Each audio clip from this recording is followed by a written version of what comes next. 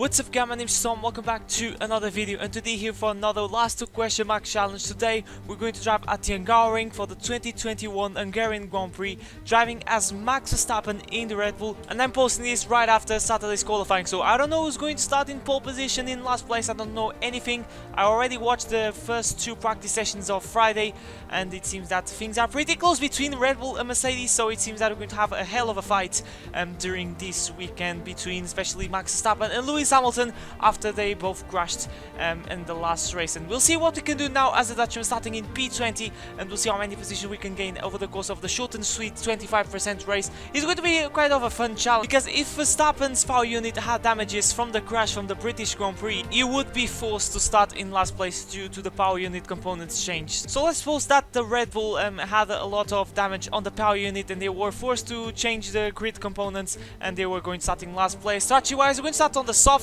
and then switch to the mediums. I think that is the best strategy that we could do. Maybe I could go with the alternate strategy, but remember that this is the Hungarian. It's basically Monaco without barriers. Overtaking is going to be really challenging, as we see the 5 red lights for the Hungarian Grand Prix, and it slides out, and away we go. Let's see if we can get a good start already alongside Nikita Mazepin. We managed to thread the needle as we go side by side with Haas and side by side with Nicholas Latifi, that had a beastly over the start, but we'll see what we can do as we go up the inside of a couple of cars. We need to be really careful, especially with the side pods of our car, because now we can carry floor damage, as I have a tongue slapper, and we were overtaken by Mick Schumacher now on the threat from Nicholas Latifi, which is going to send one down inside of the German, and we have to sit behind these guys, and we are up into P18. These guys are really slow through the flat out right side, and now side by side we go with the Williams. Around that side we go, sweet maneuver around that side of the Canadian, and we are up into P17, smelling the gearbox of Mick Schumacher, which is going defensive as we go into the chicane, but there's nothing that I can do, and almost running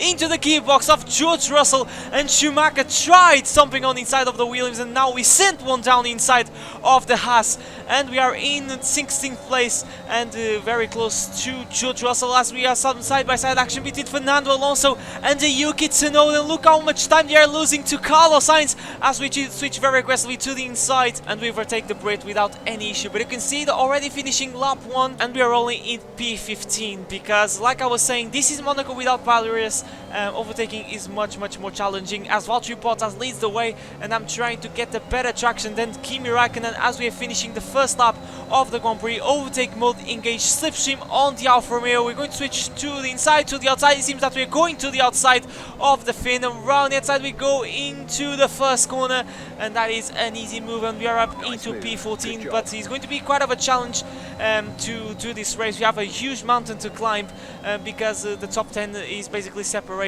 to the guys that are outside of the top 10, thanks to that side-by-side action between Alonso and Tsunoda. Talking about Alonso, here is his teammate Esteban Ocon, as the DRS gets in there. Side by side we go with the Alpine. I'm not deploying that much ERS because there's no point, and around the outside we go once again. We have the better car. Look at the traction difference that we have against the Alpine. It's absolutely outrageous how much pace advantage that we have, and now we have a sister team ahead of us. Yuki Tsunoda in the AlphaTauri, it goes defensive. Around the outside we go, very close to his front wing, and we are up into P12. Beautiful helicam shot, and now ahead of us we have the veteran Fernando Alonso in P11, and then I think it is Lance Stroll or Carlos Sainz starting with the top 10 paying positions, with the points paying positions I should say. So let's try to prepare a good exit of the final corner. It's very hard to get a better traction than the AI. The AI is so good in this game when it comes to tractions, as we switch aggressively to the inside. Down inside we go into the first corner,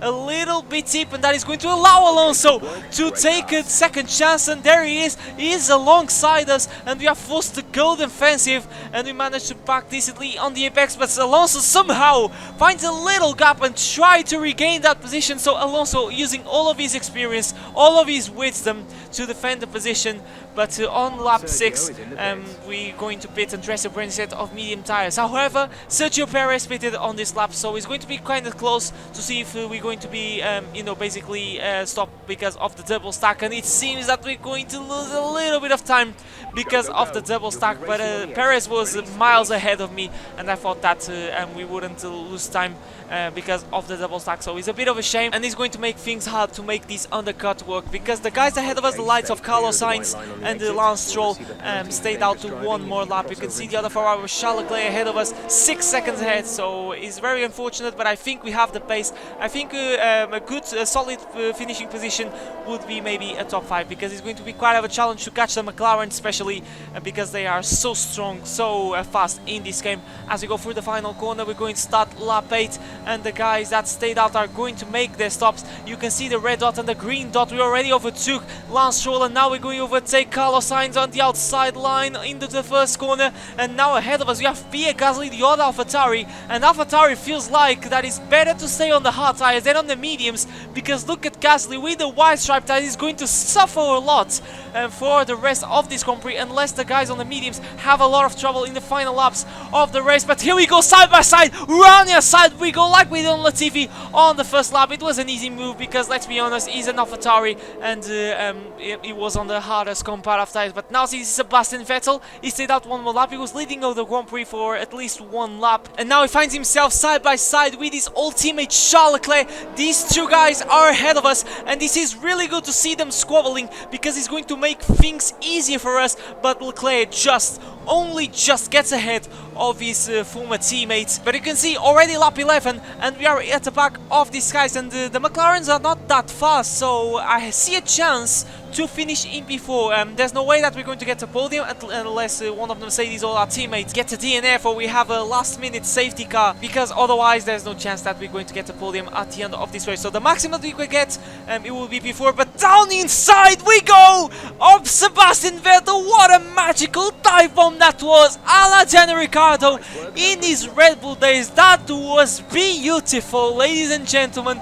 The dive bomb on the German in the Aston Martin, and now it's time for Charles, but this time it's going to be much easier, and they're going to outbraking pretty nicely into the first corner. Run inside we go, squeezing very aggressively, because I don't want to lose time with this guy, because I see a chance to finish in P4. And look at the two McLarens and Ricciardo, which is in the same strategy as Gasly. He's on the hardest comparative tire. This is absolute gold for us, because Ricciardo is so much slower, and Lando Norris doesn't seem to find a way to overtake his teammates. So there's no team orders in this game. There's no team orders at McLaren, but we kind of stuck behind this guy, so we are going to be forced to make a dive bomb once again, like we did on Vettel. But this time we hit a little bit the back of Daniel Ricciardo, but thankfully there is no front wing damage. But what a beautiful dive bomb it was. As we're seeing the replay, what's so much confidence in the brakes. It's unbelievable how much pace we have in the later stages of this Grand Prix, but needs must, we needed to do that,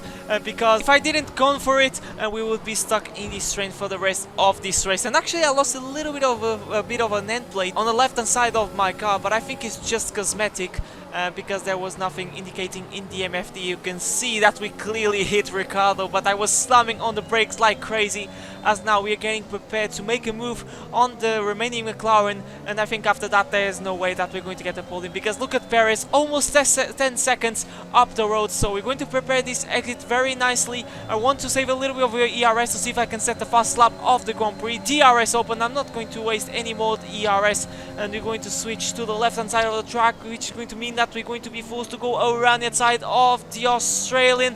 We must have the traction, and yes we do, and we are up into P4 in this Hungarian Grand Prix. So it's been a very smooth, a very nice comeback in these last two question mark challenge, but unfortunately it's not going to be enough to win the race, or at least get a podium. I was trying to set a fast lap in the penultimate lap of the Grand Prix, but unfortunately it wasn't enough, so I decided just to bring it home and accept that we're going to finish in P4. Valtteri Bottas wins the Hungarian Grand Prix. Will it happen in the real life, or if it is a Mercedes 1-2, will it give the position to Hamilton because of the championship, or will it be Max Verstappen, the guy that we drove today, that is going to take glory at the Hungarian? We'll see. Let me know your predictions for tomorrow's race. I don't know anything of what happened in qualifying, but in a nutshell it was a very good race, starting in last place in a circuit that is very hard to overtake. We did some sweet maneuvers, especially those 2 dive bombs on Vettel and Lando Norris. Our confidence was on another level, but they have it. Mercedes 1-2 once again. It's been a while since we had a Mercedes 1-2. I don't know when it was the last time, but